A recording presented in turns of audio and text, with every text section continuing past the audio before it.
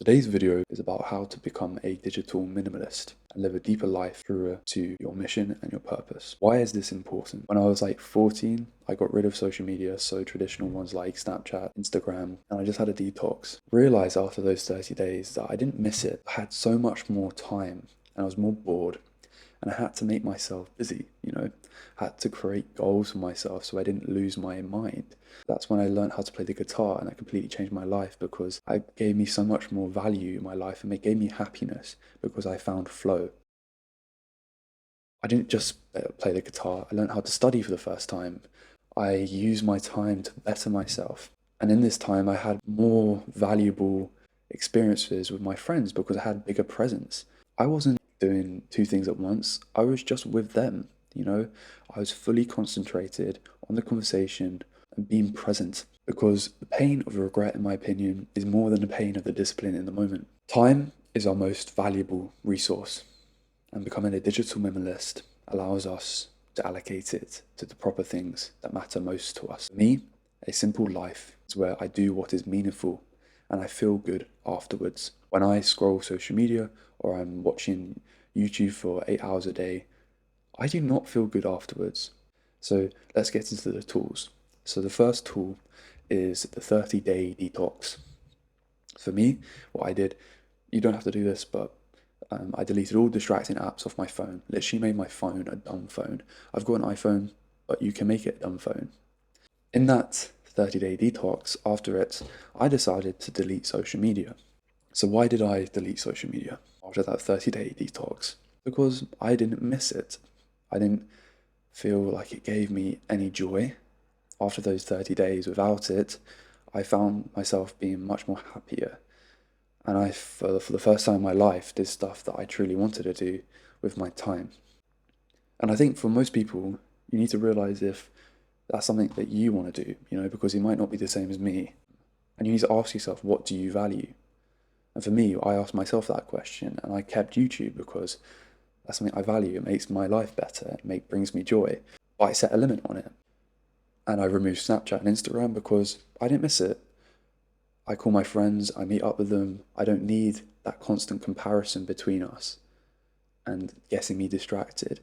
And I don't like being constantly on my phone, and it doesn't work for me that because it requires you to be always on your phone and always texting and always having this instant response. But I want to live a deep life. I want to be a bad correspondent. I want to have a slow life. I don't want to be constantly distracted. And that doesn't work for me. But for my girlfriend, she loves it because of all the pictures and everything, and it brings her joy. But she's had a 20-minute timer on it. She decided that's one thing that she wants to do so that she doesn't get overly controlled, and she's in control of it. So you need to find a limit that actually makes you happy and feel good afterwards. So after those 30 days, the main thing here is try and be intentional going forward. Don't just add it all back in straight away. Build a philosophy, build a framework. Literally write it down on a piece of paper or on a notes app, what you're going to do with every single app that's distracting to you. I've got like a document on my computer where I've got, so the ones that are most distracting to me in my life is Netflix. So I only watch that with my friends, and I only watch it when I'm eating food, and I will stop watching it when I stop eating food. And that stops me from binge watching Netflix throughout like the week. Specific tools to increase friction so you don't do the thing that you don't want to. So the apps that you really need in your phone, like for me, WhatsApp is one that I still have, or Safari. I block them using an app called Opal. It's a really great app. It allows you to pick 3 apps for free, and then you can block them, and it like has funny screens to stop you going on it. Apple Screen Time, give a password to someone. So my girlfriend's got my password. Another one that makes it very extreme is called guided access. On your iPhone, you can triple click or enable it into your settings like so, and you triple click, and I do this on the Notes app, the calendar, or the camera app. So my phone has a specific function when I'm out. So when I'm out with my friends, I'll put it on the camera app. So it literally can only be on the camera app when I'm out. Can't do anything else but that. Makes you slower, gives you more time And you realize you don't have to be as fast paced because everything on the internet's like, I want the answer now, but that's not how the human mind works. Like, it's good to dwell over problems, become slower, and be more intentional. And that's why I use a paper planner, because I found that brings me more peace and more happiness, and it builds this intuition about yourself. It builds your own ability to think for yourself and problem solve. Feel like you have less decisions to make, because when you've built this framework for how you use your phone and your gadgets, your digital gadgets, you can be in control. You can say, okay, I'm not going to spend 4 hours now watching YouTube just because I feel bad about myself. I have a goal. I have a goal that I want to learn guitar, or I have a goal that I want to read a book a week. So I need to use my time to do that. And when you look at your book, you're being honest with yourself. You're like, okay, James, you spent 4 hours on YouTube today. Is that really how you want to spend your life? But maybe let's limit that to 1 hour, and then use those 3 hours to play the guitar, do something meaningful for me, or meet up with my friends, call one of them. Make your phone a productivity tool, not a distraction. Bring it everywhere with you, so make it something that makes your life more meaningful. So the most used apps on my phone is Audible, Anki, and the Guitar Tabs app. And that makes my life more meaningful. So digital minimalism isn't actually just like removing everything. It's like asking yourself, what do you want to add as well? So it's building this philosophy of thinking, right, you know what? Maybe for you, YouTube doesn't make you happy. So maybe replace that with something else, add something else into that. But also, maybe just remove it altogether and add something physical that you're doing outside of the screen. So like running, going to the gym, going for a walk without your phone, and leaving your phone behind in all of these situations. And what this is doing is getting you solitude. Because nowadays you can have no solitude in your life.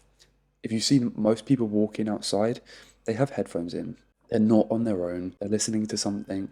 They're not bored anymore. No one's bored. And that's bad. You know, solitude is so good because it allows you to think for yourself, and that's where critical thinking comes from being able to be on your own and think through problems.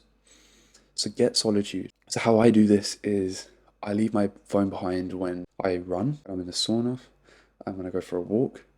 When I study, I just have silence and I'm okay with that. I don't have my headphones in, but they play nothing. It's just for the noise cancellation.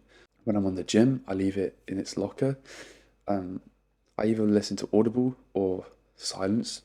And I think also there's a power, like there's like this ability to like just sit on a train and do nothing. Imagine that for just a second. Like you can see these old people, they just sit on trains and they do nothing. And that's crazy to me because I would just get so bored. But one thing I've realized after reading Deep Work, he talks about this thing called productive meditation.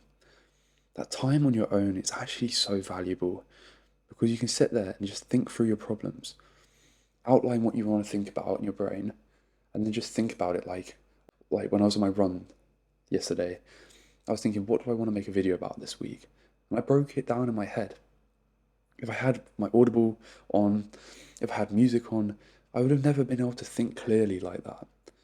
And that ability to be on your own, to be a productive meditation and actually outline what you want to do, think those like parts through.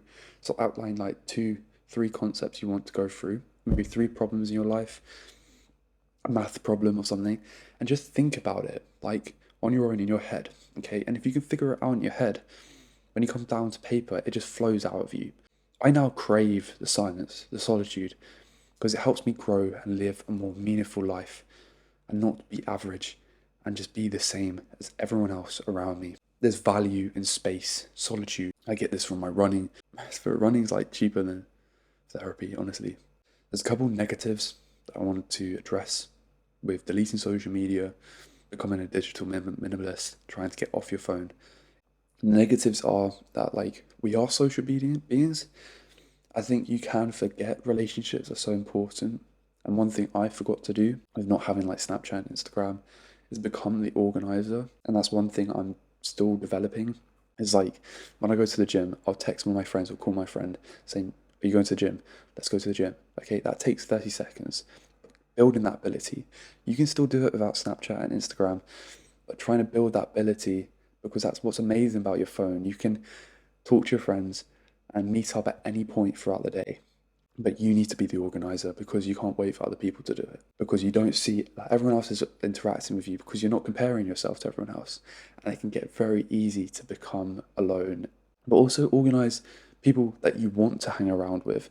This is one thing that really helped me, is that I kind of realized that the friends I had weren't true friends. And they didn't make me feel good afterwards. They didn't bring me energy. They didn't bring me joy. They didn't bring me happiness. And you know what? We gravitated away from each other because I realized that they didn't want what's best for me. But when I make friends now, I make sure I feel good afterwards. I make sure that I want what's best for them and they want what's best for me, and we build each other up and not destroy each other. That's why I don't drink. That's why I don't go out clubbing, because I don't want to destroy myself. I want to have friends where I build myself up with them. And that's why I go to the gym with most of my friends, get coffee, study together, stuff that makes me feel good afterwards. The biggest negative for me is be okay with the fear of missing out. I know it's okay.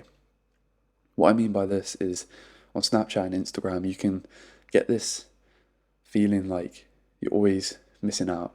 You're not enough. Like you see all your friends going out without you. And deleting social media, it builds this ability to be okay with being different, with not being the same as everyone else, not always being included, but that's okay. It's okay to have that fear of missing out, of being different. There's one negative you have to get over. The books I've read to make this video on the screen. I hope this video has brought you joy and has made your life a bit better.